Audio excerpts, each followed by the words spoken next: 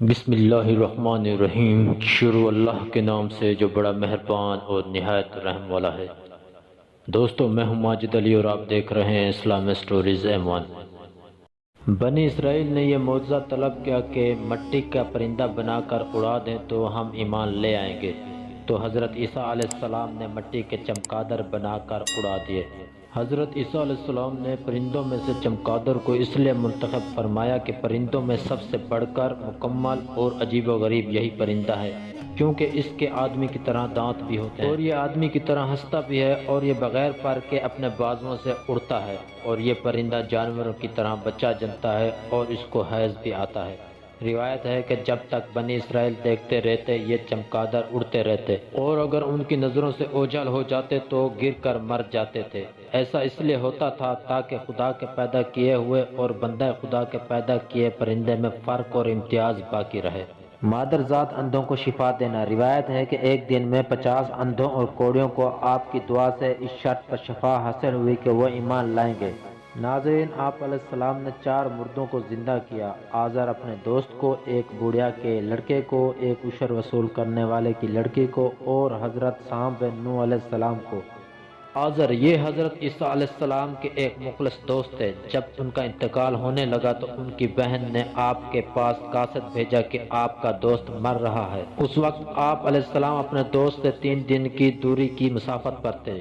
آزر کے انتقال و دفن کے بعد حضرت عیسیٰ علیہ السلام وہاں پہنچے اور آزر کی قبر کے پاس تشریف لے گئے اور آزر کو پکارا تو وہ زندہ ہو کر اپنی قبر سے باہر نکل آئے اور برسوں زندہ رہے اور صاحب اولاد بھی ہوئے۔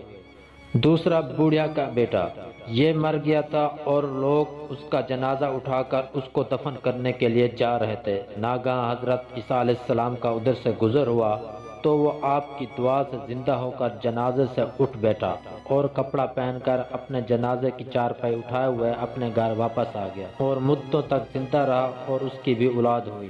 عاشر کی بیٹی، ایک چنگی وصول کرنے والے کی لڑکی مر گئی تھی، اس کی موت کے ایک دن بعد حضرت عیسیٰ علیہ السلام کی دعا سے زندہ ہو گئی اور بہت دنوں تک زندہ رہی اور اس کے کئی بچے بھی ہوئے۔ ناظرین، جب آپ علیہ السلام نے ان تینوں مردوں کو زندہ فرمایا تو بنی اسرائیل کے شریروں نے کہا کہ یہ تینوں در حقیقت مرے ہوئے نہیں تھے، بلکہ ان تینوں پر سکتہ طاری ہو گیا تھا، اس لیے وہ ہوش میں آ گئے، لہٰذا آپ کسی پرانے مردوں کو زندہ کر کے ہمیں دکھائیں۔ تو آپ علیہ السلام نے فرمایا کہ حضرت سام بن نوح علیہ السلام کو وفات پائے ہوئے 4000 برس کا زمانہ گزر گیا ہے، تم لوگ مجھے ان کی قبر پر لے چلو، ان کو خدا کے حکم سے زندہ کر دیتا ہوں۔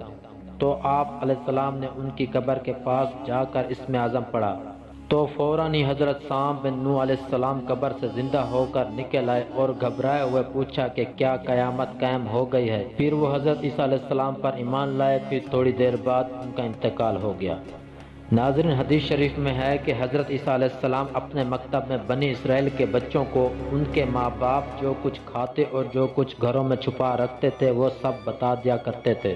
جب والدین نے بچوں سے دریافت کیا کہ تمہیں ان باتوں کی کیسے خبر ہوتی ہے تو بچوں نے بتایا کہ ہم کو حضرت عیسیٰ علیہ السلام مکتب میں بتا دیتے ہیں۔